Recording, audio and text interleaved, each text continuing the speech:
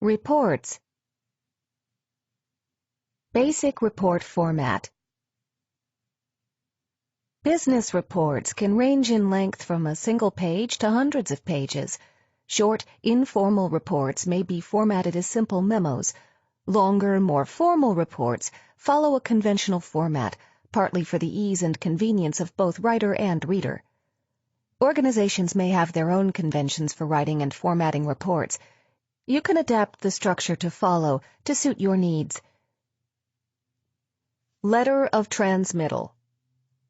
A letter of transmittal accompanies the report and is directed to the report's key audience, often its sponsors. It may highlight specific sections of the report, including conclusions and recommendations. Refer to the following section, Transmittal. Front matter. Title page. This page includes the report's title, its author or authors, sometimes its sponsor or sponsors, and the date. Abstract. An abstract is a summary, usually 200 to 250 words in length. Table of contents. For ease of use, be sure to list all the sections and the subheadings in the report. List of figures. Create a list of figures if your report includes more than 5 charts, graphs, illustrations, drawings, or photos. List of tables. Create a list of tables if your report includes more than 5 tables. Forward. A forward is an optional introductory statement written by someone other than the authors of the report who is in good position to place the report in context. Including a forward is optional. The forward generally offers background information and may address the purpose of the report. Preface. Including a preface is optional. A preface may discuss the background, purpose, and scope of the report. It may also contain acknowledgments of people and organizations that provided assistance in compiling the report. List of abbreviations and symbols. Create a list of abbreviations and symbols whenever there is a chance that your readers will not understand all those used in your report. Body. Executive summary. An executive summary is typically shorter than an abstract, no more than 10% of the length of the report. Refer to the upcoming section, Executive Summary. Introduction. The introduction provides the reader basic knowledge and background they need in order to understand the report. Include the subject, the purpose, and the scope of the report, as well as an explanation of the approach you took in researching and writing it. Text. The text of the report should include descriptive headings to make it easier for readers to browse. Conclusions. The Conclusions section summarizes the main findings of the study. Recommendations. Offer your suggestions about what should be done based on the findings of the report. References. List any studies, books, articles, and web resources mentioned in the report. Include any interviews and surveys cited in the report. Back matter. Bibliography. List any printed sources or web resources used in researching the report. Glossary. A glossary is a list of special terms and their definitions. Create a glossary when you are not sure your audience will understand all the terminology used in the report.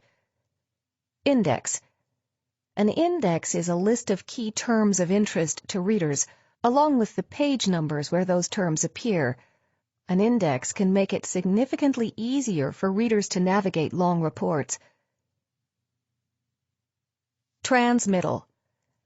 A transmittal is a cover letter or memo that accompanies another document, a report, contract, proposal, or working draft of a document. It typically includes information not found within the other document, including background and due dates. It might also direct the reader's attention to sections of the main document that will be of particular interest or relevance. In some cases, transmittals may also contain sensitive information, such as a password for a protected electronic document. A transmittal can be part of an electronic document, a cover email, or attached to a paper document. Introduction. The purpose of a transmittal letter or memo is to provide a context for the accompanying document and to discuss its content less formally than in the document itself. Your reader will typically be some stakeholder in the project, often the person who commissioned it. A transmittal is usually brief, so there is little content to brainstorm. However, you do have the reader's attention in a transmittal, albeit briefly, and it offers a good opportunity to highlight important findings, upcoming deadlines, and other critical information. Although a transmittal may be brief, it's still wise to let your first draft sit for a while and revisit it later. As you review, think from your reader's point of view. Have you overlooked anything she needs to know? Revise to eliminate typos and ensure completeness. Model outline. A transmittal should be brief and easy to scan. Opening. State your reason for writing and what you are sending. Provide the title of the document and restate the terms under which it was prepared. Middle. Provide a brief overview of the purpose and the contents of the document you are sending. Note any outstanding issues, such as deadline for further action. For the convenience of the reader, a transmittal may also highlight a key finding described in the attached document. Conclusion. Thank your reader.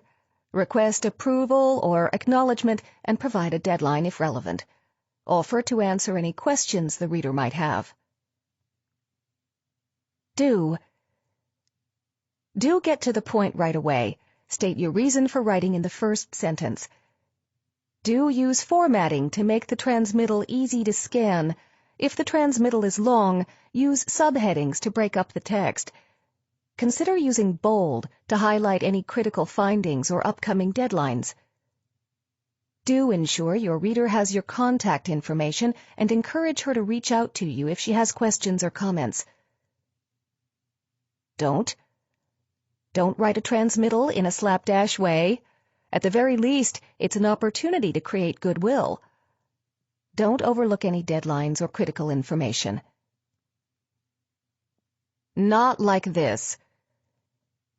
Dear Ms. Chen, enclosed is the report tracking the effectiveness of our Employee Wellness Initiative over the period of 2011 to 2013, as requested by Ariel Dunham, Vice President, on October 3rd. If you need any further information, please do not hesitate to contact me at 212-888-1111 or at jblock@tfbfhindustries.com. Sincerely, John Block. Enclosure. This transmittal is fine as far as it goes, but John misses an opportunity to convey information that might be useful to Ms. Chen. She's more likely to read the document if she thinks there is something interesting inside. Like this. Dear Ms. Chen, enclosed is the report tracking the effectiveness of our Employee Wellness Initiative over the period of 2011 to 2013, as requested by Ariel Dunham, Vice President, on October 3rd. The report is the result of meetings and interviews with regional heads of HR for each of our divisions, as well as nationally administered surveys of line employees and supervisory personnel. Just a couple of lines can convey the methodology of the study and make its findings look more authoritative. This next sentence is in boldface. Findings suggest that the Employee Wellness Initiative has resulted in significant improvement in employee attendance and a drop in sick days. John notes the most important findings of the report and makes them easy for Ms. Chen to scan by formatting them in bold. Details of these findings, including a statistical breakout of findings by region, can be found in the results section of the report. He also directs her to the section of the report where she can read more details. If you need any further information, please do not hesitate to contact me at 212-888-1111 or at jblock@tfbfhindustries.com. Sincerely, John Block. Enclosure. Executive Summary. The executive summary of a report includes only the highlights of the report and is designed primarily for decision makers. Readers will typically glance over the executive summary and use it to help them decide whether to read the entire report and which sections to read carefully. Introduction. The purpose of an executive summary in a report is to provide a quick overview of the content of the report for readers who may or may not read the entire document. A well-written executive summary can also pique the interests of readers and encourage them to read the report more fully. Assume your readers are in a hurry and need a condensed version of the report and its findings. Brainstorm from your reader's point of view. What do they need to know in order to grasp the essence of the report? What might make them want to read more? To identify critical information to include in the executive summary, reread the report and highlight areas of interest as you do. The organization of an executive summary typically follows the outline of the report.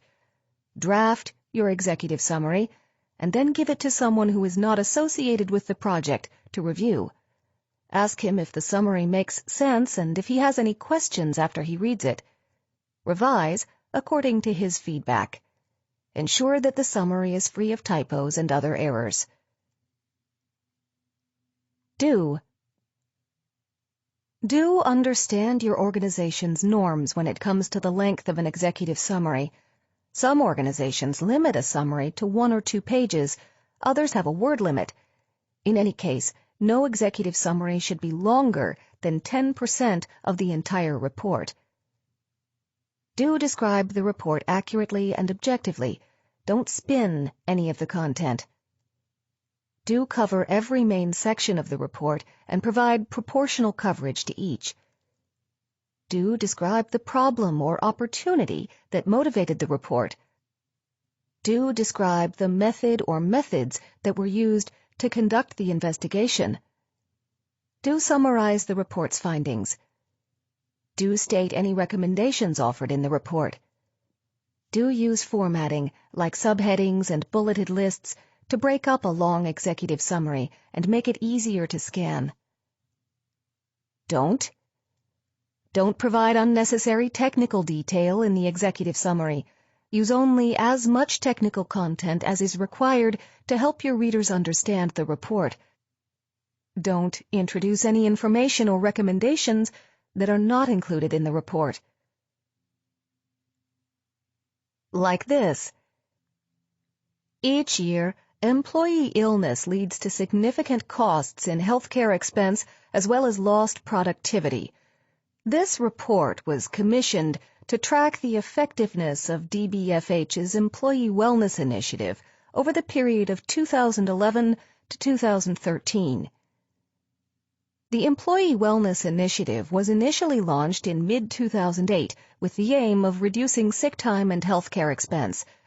In the period of 2008 to 2010, it is estimated that the initiative cut sick time by 4% and healthcare expenditure by 2% nationwide. In 2010, it was decided to revamp the initiative to improve results and to evaluate its effectiveness over 2 years of operation. Research for this report was carried out through surveys of line employees and supervisory personnel in each of DBFH's U.S. divisions. Survey results were then shared with the regional heads of HR for each division and follow-up interviews conducted. This report presents both quantitative data from the surveys and the qualitative findings from the interviews.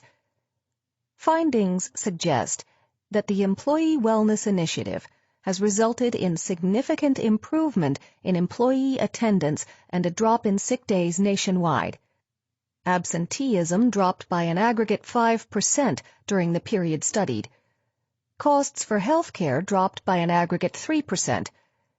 DBFH's Western region saw the greatest improvement in both areas, with the Midwest, Eastern, and Southern following in that order.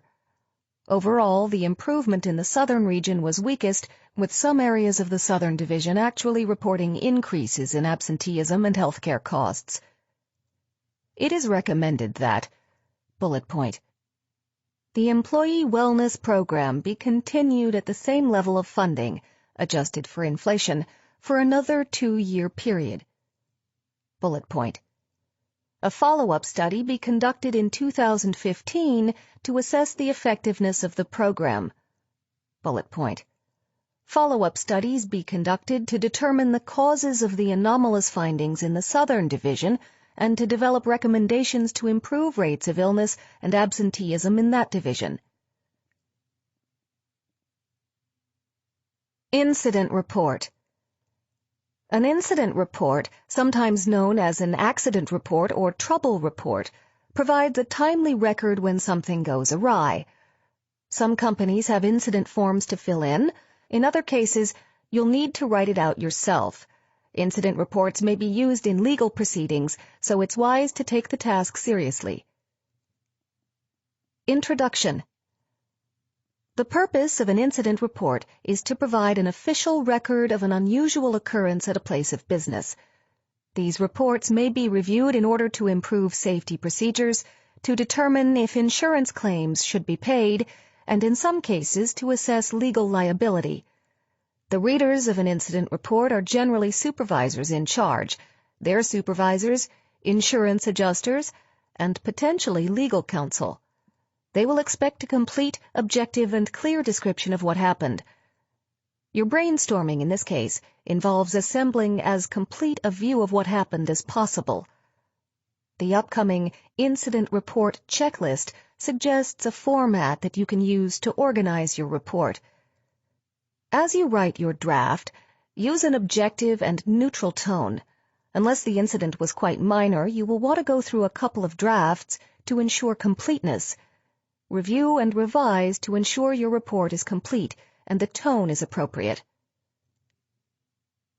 Incident Report Checklist. An incident report provides as complete an accounting of an incident as possible. Your report should contain the following information: exact time, date, and location of the incident, who was involved, exactly what happened, any injuries that occurred, and any treatment given, any emergency personnel who were summoned and the time they arrived, any property damage, any work stoppage or delay, any witnesses and their complete contact information. Do write your report as soon as possible following the incident, so your memory, as well as others' memories, is as fresh as possible.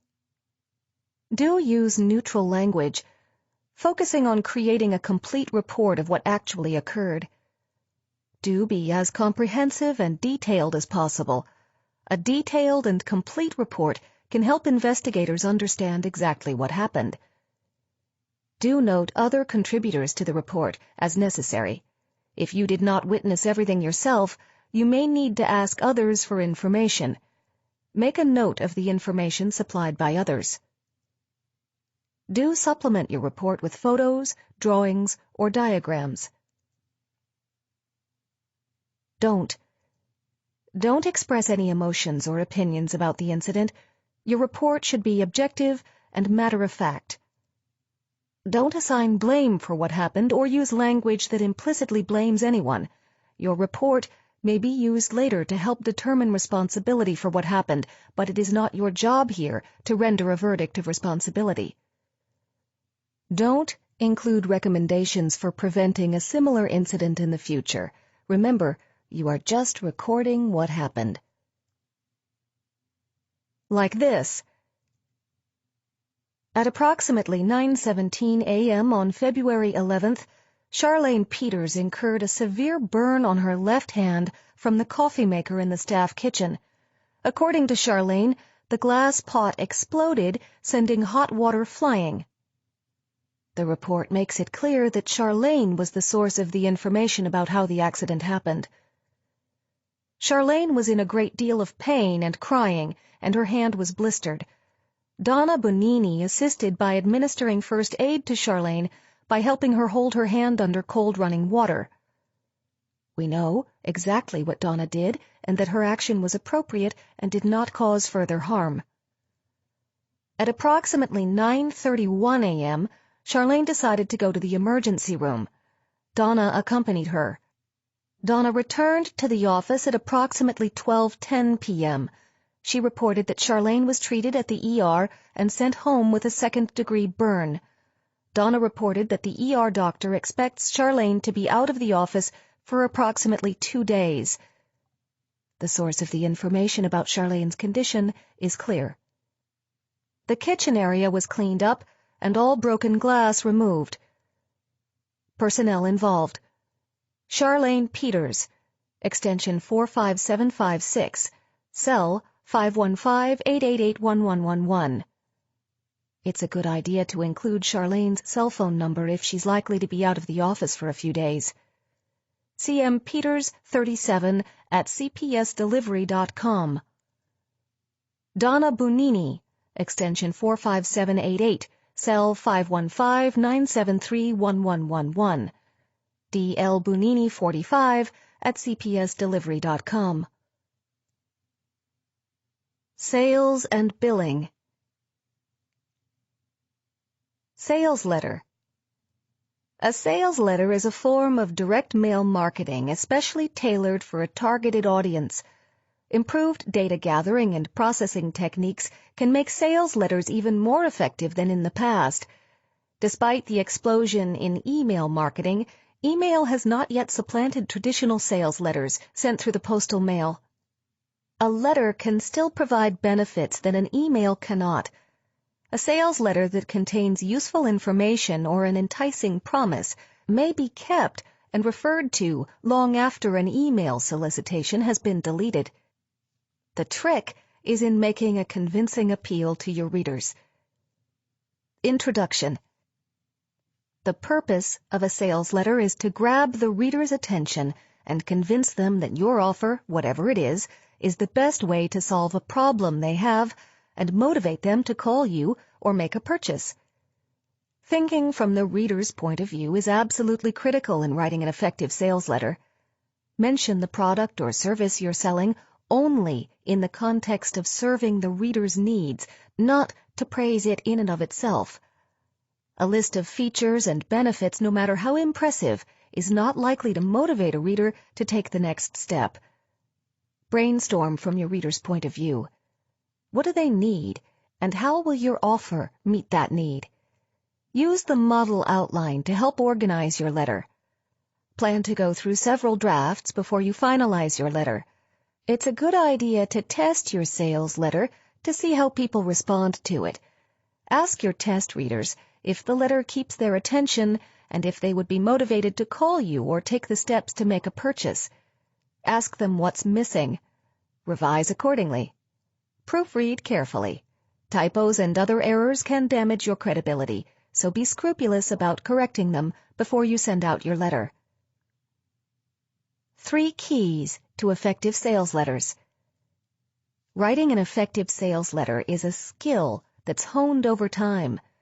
These 3 critical insights will help you understand your potential customers and the sales process. It's not about you. Effective sales is about serving the customer, not fulfilling your desires. Nothing is more irrelevant than what you think people should want. What matters is what people do want. To write an effective sales letter, then, you need to learn about your potential market. Brainstorm, talk to people, and conduct interviews with your potential customers. Stay flexible and be willing to adjust your pitch to accommodate what you learn. We often find there is a big difference between what we know to be true and what we hope to be true. Hope is a fine thing, but it's a poor basis for a sales and marketing campaign. People buy outcomes. When people make a purchase, they're not really buying a thing, they're buying a perceived outcome. What do your potential buyers need? If they bought from you, what benefits would they enjoy? What would their lives look like? How would they feel? What would it mean for them? Understanding the outcome potential buyers are looking for will help you craft a letter that can really move them. Understand why people don't buy. Now that you have some idea about why people buy, think a little about why they don't. What objections might they have to making the purchase? Face those objections head on and deal with them directly. Pretending those objections don't exist or don't matter is not an effective strategy. Anticipating them and answering them in advance is. Finally, and perhaps most importantly, offer real value and believe in what you sell. Let's face it, some people perceive sales professionals as unscrupulous. The best way to deal with this negative stereotype is to embody its opposite. When you offer value to your customers and truly believe in what you're selling, selling becomes about serving the needs of others. Your customers will benefit from such an attitude, and so will you. Steve Harrison's company, Bradley Communications, provides a variety of publications, services, and training events for authors, experts, entrepreneurs, nonprofit organizations, public relations professionals, and others to help them refine, promote, and monetize their message. Steve is the co-creator, with Jack Canfield, of www.bestsellerblueprint.com. Model outline. Unlike many forms of writing, sales letters often benefit from being long, often several pages. A typical flow for a sales letter is the following. Headline. Opening paragraph with a compelling hook. Discussion of the problem that your product or service solves. Introduction of your product or service as the solution to the problem. Description of how your product solves the problem. Overview of features and benefits of the produce or service. Offer of a discount or special, or set a time limit. Offer of a guarantee, if relevant. Concluding paragraph with a call to action. Sum up the value of the offer and the time limitation. Urge the reader to call you, visit your website, and so on. P.S. in which you repeat the sales message and the call to action. Do develop a very clear and specific idea of who your reader is. What do they need? What are they looking for? What kinds of things might catch and keep their attention? Do begin your letter with a gripping opening line. It's your chance to hook the reader. You may want to write the opening later or rewrite it. Do describe the problem and its consequences. Do think from your reader's point of view. They'll be asking, "What's in it for me?" Make sure you let them know. Do customize your letters. Consider segmenting your readership based on data you have about purchase patterns, for example. Create customized letters that appeal directly to those consumers, rather than sending everyone the same form letter. Do start with a powerful headline. Often the headline can make the difference between your letter being read and being recycled. Many copywriters write the headline last, after they have crafted the entire message. Take your time to develop the right headline. Do keep your letter reader-centric throughout. Don't write about yourself. Focus on your readers and their needs. Do use a friendly and conversational tone. Write directly to the reader as though you were talking to a friend. Do build trust with the reader. Include testimonials or mention other clients and customers. Any way to build trust. Do use short paragraphs of 3 to 5 lines. Do format your letter so it's easy to scan. Readers will likely scan a letter before they decide to read it. In addition to short paragraphs, use subheadings and bulleted lists to make the text inviting. Do include a call to action. Ask your readers to call you, email you, or visit your website. Do make it easy for readers to reach you. Make your phone number, email address, website address, whatever, very easy to see in the letter. Do use a P.S. Many readers will read a P.S. before they read the body of the letter, so make the message strong and repeat the call to action in your PS. Don't write long block paragraphs. If the copy looks difficult to read, it won't be read. Don't use a lot of jargon or unnecessary technical language. Of course, if you are selling a technical product, you will need to use technical language. Don't exaggerate or use inflated language. Strings of superlatives like revolutionary or amazing begin to sound silly pretty quickly. Focus instead on exactly how the product will meet the reader's needs. Don't mention price too early in the letter. It's generally wiser to wait to mention price until you've piqued your customer's interests, unless low price is the strongest selling point of your product. Don't use multiple exclamation points, and use single ones sparingly. Your letter will begin to sound like a car salesman shouting on the radio or TV. Don't take the prospective customer for granted. Use a conversational tone, but be respectful. Don't patronize or harry or threaten the customer. Don't try to put too many points in your letter. Focus on your strongest sales point. More isn't better. Attention diffuses and diminishes. If you have a lot of points, plan a series of letters rather than trying to fit everything into one. Don't trash your competitors openly. It's alienating, and it makes you look bad. Like this: enjoy organic produce grown in your own backyard and never lift a finger. An attractive and intriguing headline makes the reader want to read more.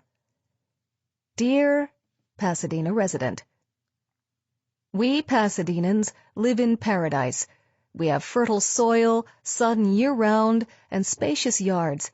We can grow anything here. So why don't we? The sad truth is that we're all too busy to take advantage of Pasadena's fabulous growing power. We dash from the office, dash to the market where we pick up a meal someone else has cooked, and then dash home and throw it in the microwave. We're eating a lot of food additives and not getting enough fruit and vegetables in our diet. What's worse, our kids are growing up without the simple pleasure of fresh, luscious homegrown produce. With our climate, that's almost a sin. Jacob lays out the problem. We're eating bad food, and worse, we're feeding it to our kids. I know you don't have the time to plant and care for an organic vegetable garden in your backyard, but I do, and I'll do it for you. Jacob has the solution to the problem. Pasadena Green Yard is a unique garden care company that will come to your home, inspect your yard with you, discuss the fruits and vegetables you want to grow, and then plant and maintain your very own organic produce garden. We'll take care of the weeding, non-toxic pest control, and fertilizing, general plant care. We'll even do the watering for you. All you need to do is step out the door and pick what you want to eat, whenever you want it, straight from your own organic garden. Jacob describes the service, always keeping his focus on benefits to the reader. We'll also plant and raise fruit trees for you, oranges and lemons, plums, pomegranates, avocados, whatever you want. Most fruit trees start bearing within a year of being planted. When you hire Pasadena Green Yard, you'll have fresh, homegrown fruits and vegetables year-round, a variety of lettuces for salads, delicious watermelon in the summer, beautiful pumpkins and other squash in the fall, tomatoes and carrots and radishes and beans, beautiful purple eggplants, bright heirloom tomatoes. The sky's the limit. The middle paragraphs expand on what the reader can gain from hiring this company. Just think how much you and your family will enjoy having your very own vegetable garden. Instead of coming inside for an unhealthy, sugary snack, your kids can pick and munch on sweet blueberries and strawberries from the garden. Instead of snacking on salty, greasy chips, you could be enjoying your own fresh, crisp carrots, celery, and zucchini. Studies show that having plenty of fresh fruit and vegetables on hand is key to losing weight and keeping weight off. Imagine if all you have to do is step out the back door to have all the fresh produce you and your family could ever want. Plus, you'll probably lose weight. Who could say no? As a special introductory offer, Pasadena Green Yard is offering complete service for only $200 a month. Consider what you'd spend on organic produce or even regular produce from conventional farms that use pesticides, and you'll see that's a small price to pay for unlimited organic produce from your own home garden. Once we have our first 20 customers, that price is going to go up, so call us now at 626-800-1111. Jacob offers a discount with a time limit and issues a call to action. Doesn't your family deserve this healthy, sustainable, and fun treat? An organic garden is a gift you and your family can enjoy year-round, and we'll do the work for you. Jacob repeats the call to action. Call us now at 626-800-1111 to set up your consultation. Sincerely, signed Jacob Marsh, Pasadena Green Yard. P.S. If you are one of the first 10 people to call, we'll throw in 5 fruit trees of your choice, a value of up to $150, and plant them for you absolutely free. We expect a lot more than 10 callers, so call us right away at 626-800-1111 to set up your service and reserve your fruit trees. The P.S. offers a special incentive and again repeats the call to action. Sales proposals. Businesses provide sales proposals, sometimes just called estimates, to potential customers to let them know the projected cost of a job or project. The content of a sales proposal will vary widely depending on the kind of business you're in. Some businesses will not start work until the customer has reviewed and signed the estimate, authorizing them to do so. Sometimes estimates are binding. In other cases, the proposal contains a clause stating that the final cost may vary depending on a variety of circumstances. It's in your best interest, as well as your customers', to create as complete and accurate an estimate as possible in your sales proposal. Introduction. The purpose of a sales proposal is to give a potential buyer or customer an idea of what he'll be spending if he decides to do business with you and exactly what he can expect to receive. A proposal can be a kind of contract, and deviations from the estimate will be discussed. Your reader will use the proposal to decide whether or not to hire you, so there should be no surprises. Be sure you brainstorm comprehensively about all the costs you will incur and will have to pass along to your customer, plus the profit you need to make on the job. The example to follow provides a model for organizing your sales proposal. It's a good idea to draft the proposal and then take a break from it before you submit it to your potential client or customer. Go back and check to see that you've included everything and that your numbers add up accurately. Errors can be costly or, at best, awkward. Revise accordingly. Estimating checklist. Consider the following costs in calculating your estimate. Labor, wages, insurance, Social Security for yourself and any employees. Transportation. Materials. Equipment rental costs. General overhead. Your profit as a percentage of the subtotal. Your estimate should include the following information: overall price, cost breakdown listing the components of the price, work schedule and deadlines detailing when work will be done or products delivered, terms and conditions for payment, time period for which the estimate is valid. Do write your proposal on company letterhead or an official estimate form that carries your company name and contact information. Do calculate your labor and materials costs Don't guess. Do date your proposal and include an expiration date for the price quoted. Your costs will likely increase over time, so don't bind yourself to a price forever. Do include a statement that the price is subject to change, if appropriate. Be sure to outline very clearly the factors that may cause cost overruns, including unanticipated circumstances on the job or changes in the customer's requirements. Do consider providing several different estimates if the customer thinks he might want different products or services. Do develop a template. If you are starting a business where you're going to write a lot of proposals, create a template for future use. Don't neglect to include all charges in your proposal. There should be no surprises for your client or customer. Like this. This proposal is written on company letterhead. In the upper left-hand corner is the logo Stephen Killen Design. Also in the upper left-hand corner, page 1 of 2.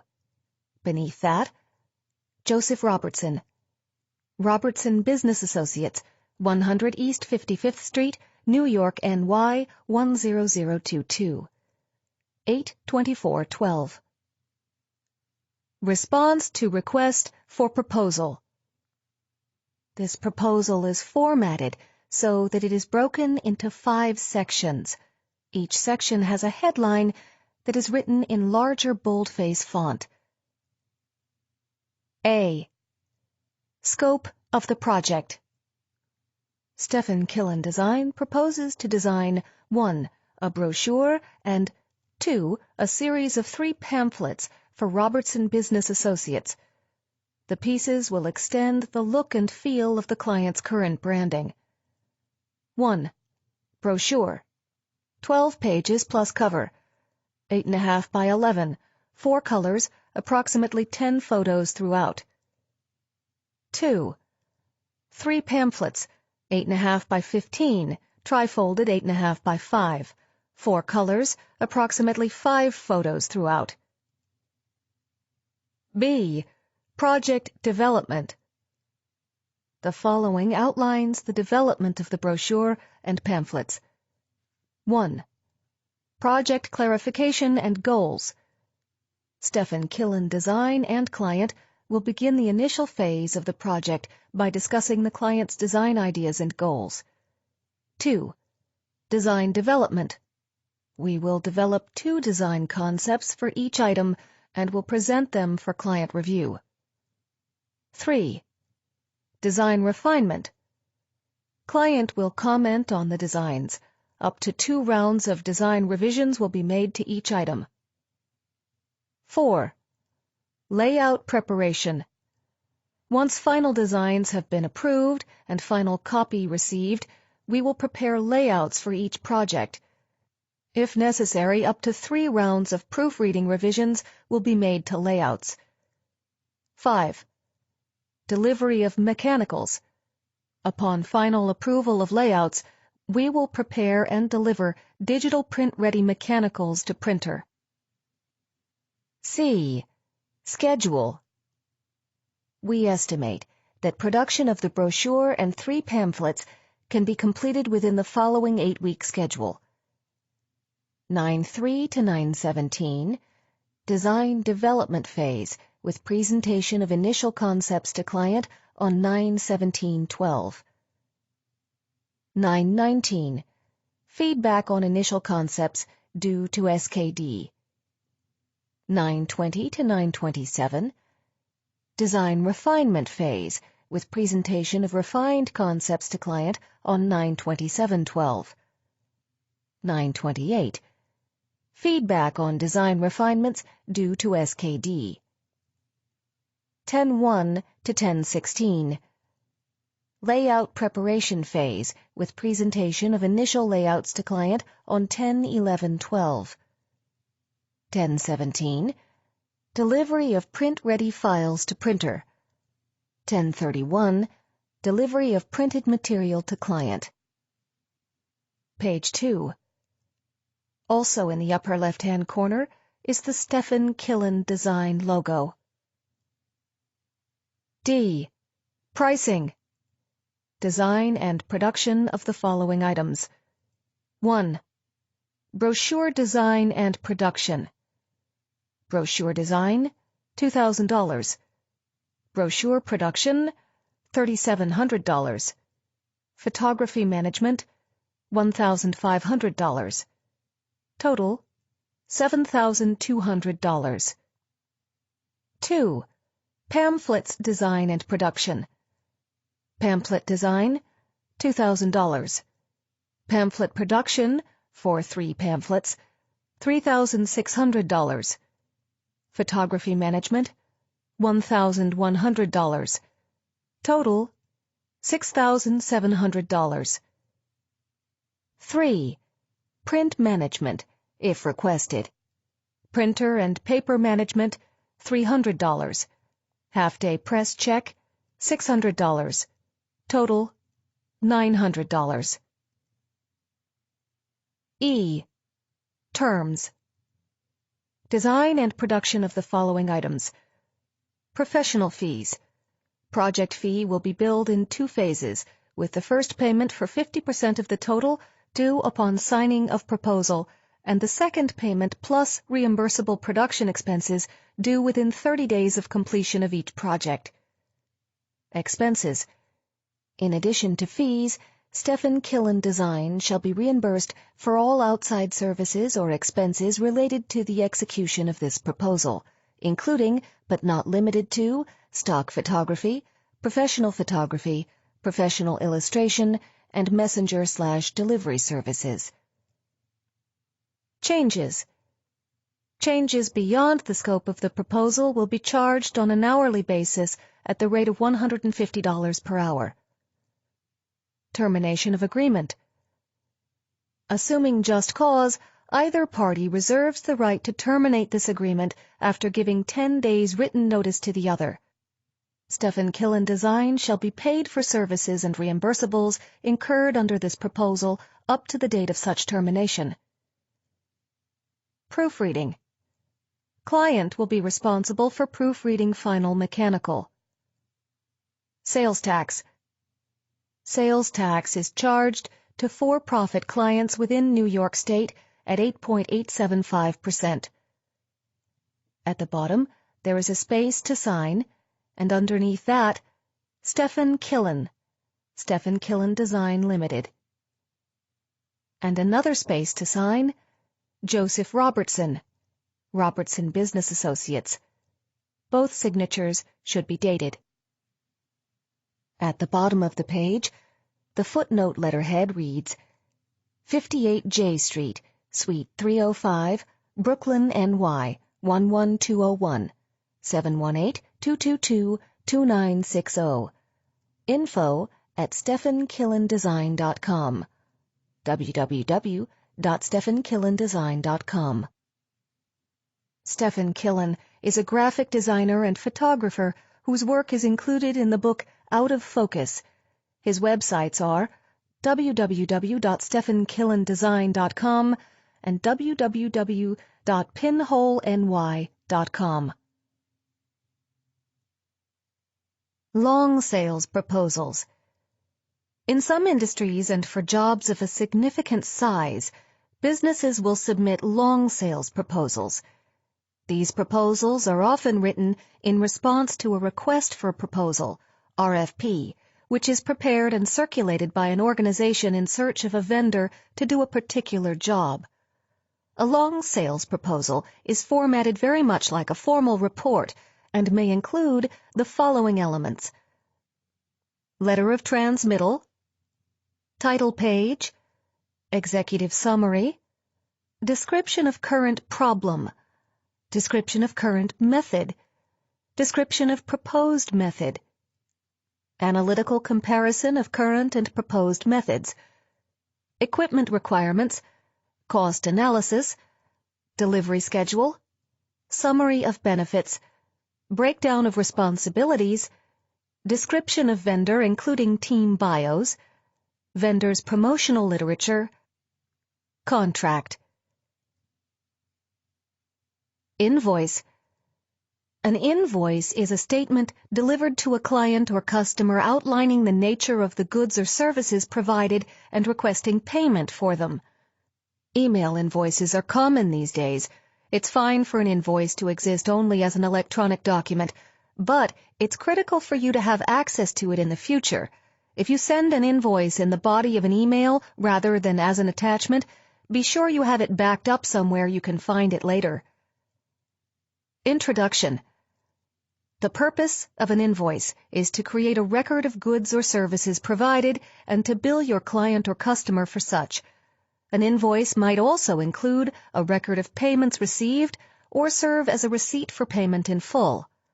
An invoice serves as a kind of contract between you and your reader, so that both of you know the nature and extent of what's being paid for and the price being paid. Many companies and consultants have templates for invoices that can be customized with new customer and product information. Whether you're writing a one-off invoice or creating a new template for your business, be sure to brainstorm all the information you will need: your name, contact information, payment information, including tax ID if necessary, and anything else you need to facilitate getting paid. Most invoices conform to a standard organizational template. The model outline provides a good starting point for you. There's not much to be drafted, per se, just information to be completed. Before you send off your invoice to your client or customer, read it over to ensure it's complete and accurate, and revise as necessary. In particular, be sure to double-check the total being billed, because an invoice may have the force of a contract. If you enter the wrong amount, you may be creating problems for yourself and your customer. Model outline.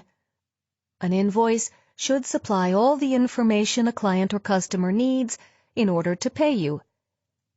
Header. Include your business name, full contact information, invoice number, taxpayer ID, and the date, as well as your client's name and contact information. Body. Itemize the products or services provided. Specify price per unit and amount for individual items. Footer.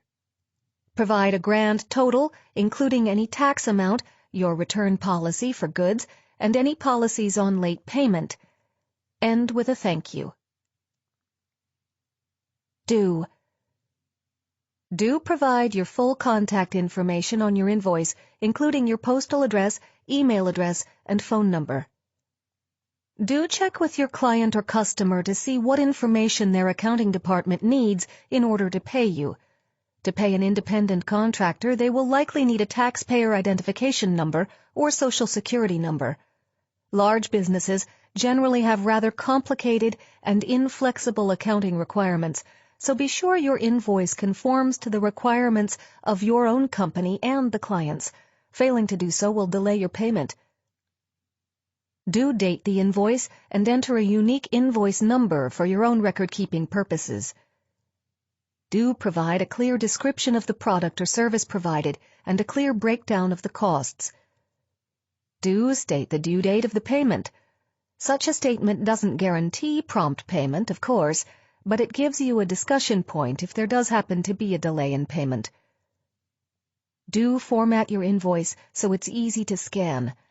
Take advantage of templates in Microsoft Word and others available on the Internet so you don't have to reinvent the wheel. Do be sure to say thank you somewhere in the invoice. The invoice is generally a rather cold and functional document, but it's nice to add this human touch. A prominent thank you creates a good impression of you and your company. Don't assume your customer will understand what the invoice is for. Provide complete information about the goods or services provided and the billing period covered. Don't submit an invoice without proofreading carefully. Errors can delay payment. Like this: Vincenti Builders Incorporated. Bill to Mr. Greg Gold, 1012 East Tenoble Street, Noyes, Nevada, 10022. Invoice number 10127. Invoice date 12/08/12. 113 West Homewood Street, Noyes, Nevada 10025. Phone 215-777-7721. info@vincentibuilders.com. Taxpayer ID 543210000. This invoice spreadsheet is broken into 5 columns. The headings are Service, Rate, Hours, Description, Total. There are 3 items of billing. Demolition, $40 per hour, 5 hours. Demolish and remove existing front sidewalk, $200. Concrete installation, $50 per hour, 3 hours. Pour and finish front sidewalk, $150. Repair, $50 per hour, 2 hours. Patch and repair concrete steps, back door, $100. And the total at the bottom, $450. The bottom section of the invoice is for the client to fill out and include with payment. Remittance. Date, blank. Amount due, $450. Amount enclosed, blank. Thank you for your business. Collection letters. Nearly everyone in business has dealt with a non-paying customer at one time or another. Large companies have collection procedures in place and dedicated staff to handle them. Small businesses or entrepreneurs often need to write their own collection letters. Introduction. The primary purpose of a collection letter is to convince a client or customer to pay an outstanding bill.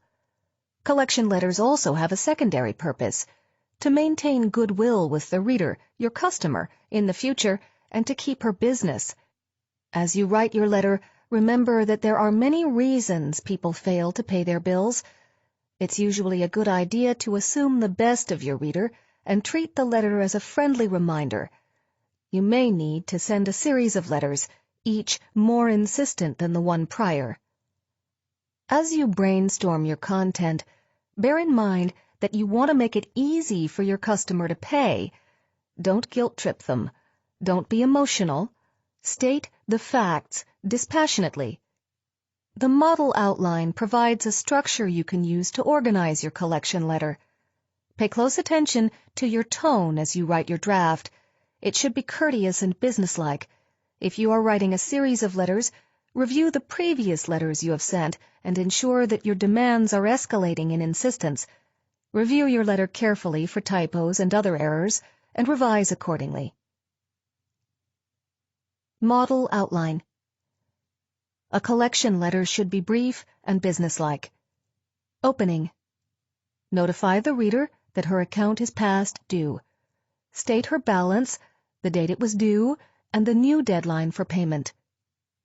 Middle. If you are sending an escalated request, let the reader know the consequences of failing to pay by the stated deadline, late fees, additional interest charges, giving the account to a collection agency, or taking legal action, depending on the situation. Conclusion. Finish your letter by restating the payment deadline and by encouraging the customer to contact you if she has any questions or problems. Be sure to include your contact information. Do be courteous, no matter how late the payment is. Do assume the best, that the customer means to pay and that you will receive payment shortly. Do use a firm tone. Be polite, but let the reader know you take the situation seriously. Do state the amount due. If interest and late fees have accrued or are about to, let the reader know how much and provide a schedule of how additional charges accrue. Do state the deadline for payment.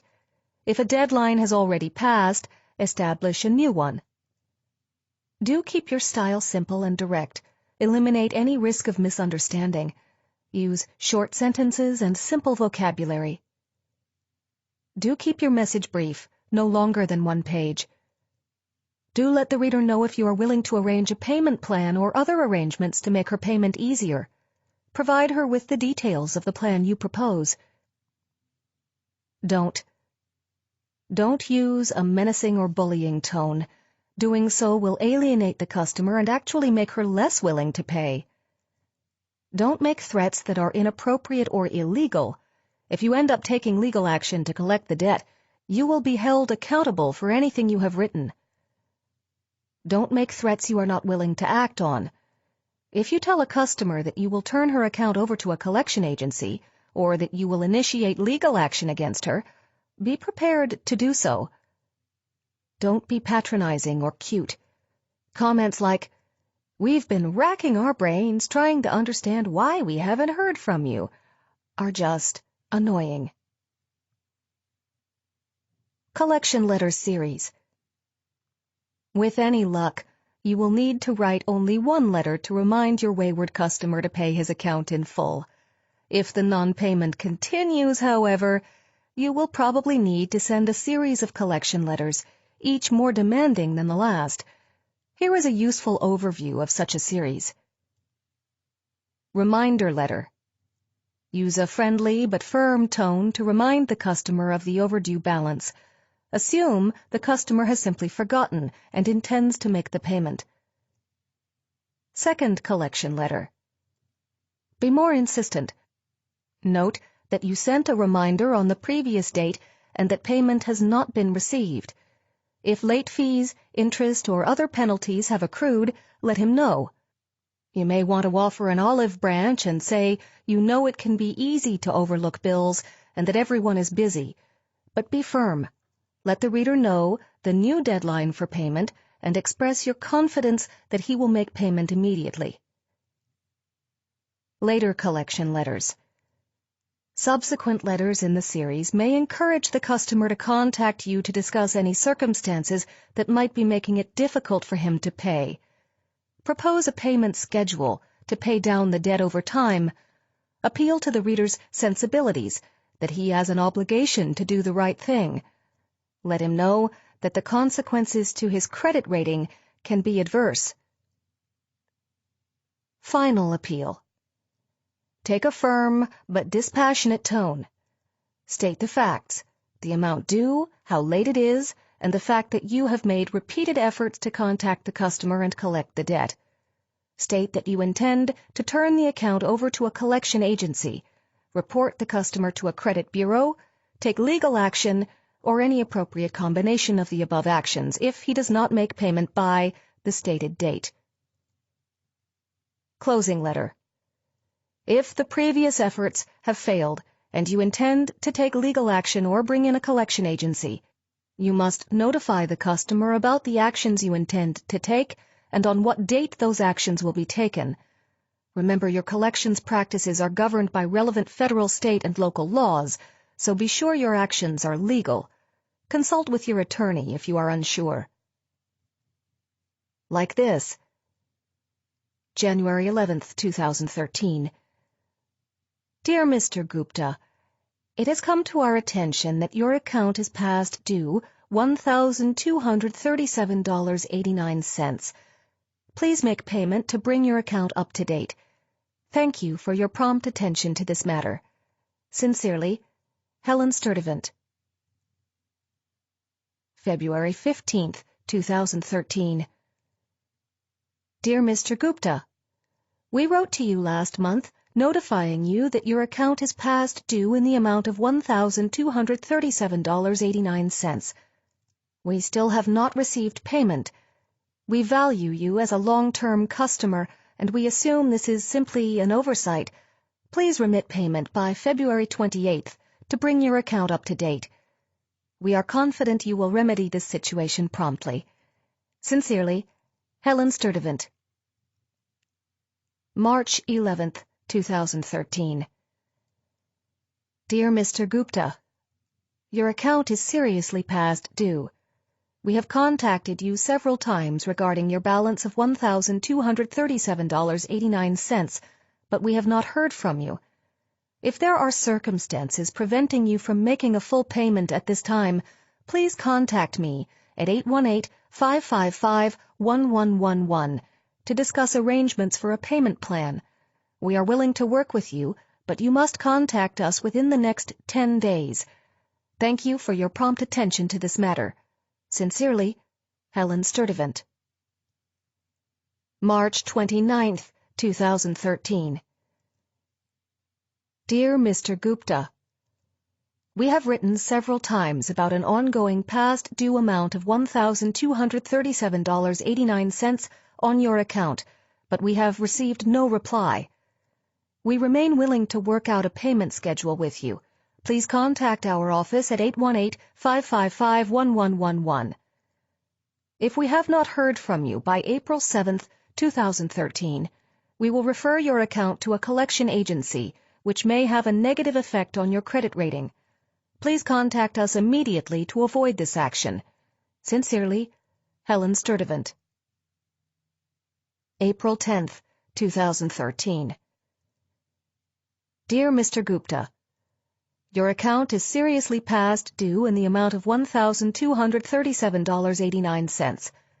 Despite repeated efforts to contact you about this matter, we have not heard from you. Your account will be referred to a collection agency on April 24th, 2013, if we have not heard from you.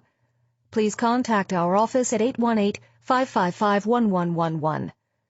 Sincerely, Helen Sturdivant. For more information about writing and samples you can use for your own writing tasks, visit www.howtowriteanything.com.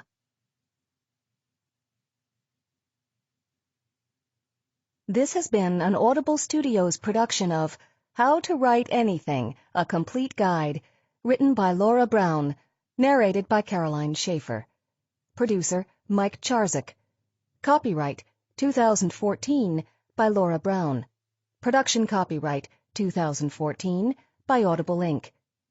Audible Studios is a division of Audible Inc.